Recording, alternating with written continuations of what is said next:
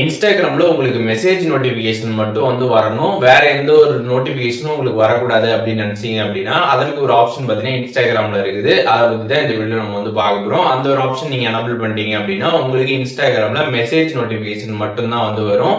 அது எப்படின்றத டீட்டெயிலா பார்க்கலாம்.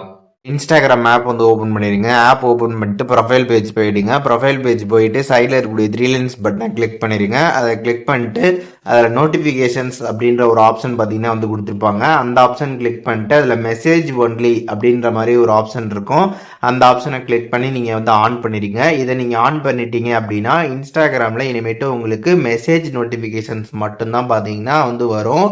உங்களுக்கு இன்ஸ்டாகிராமில் மெசேஜ் நோட்டிஃபிகேஷன் மட்டும் வந்தால் போதும், வேறு எந்த நோட்டிஃபிகேஷனும் வரக்கூடாது அப்படின்னு நினச்சிங்க அப்படின்னா இந்த மெசேஜ் ஒன்லி அப்படின்ற இந்த ஒரு நோட்டிஃபிகேஷன் ஆப்ஷனை நீங்கள் வந்து ஆன் பண்ணிட்டீங்க அப்படின்னா மெசேஜில் இருக்கக்கூடிய நோட்டிஃபிகேஷன் மட்டும் உங்களுக்கு வந்து வரும். இந்த வீடியோ மூலியமாக இதை எப்படி வந்து ஆன் பண்ணுறது அப்படிங்கிற டீட்டெயில்ஸ் தெரிஞ்சிருப்பீங்க.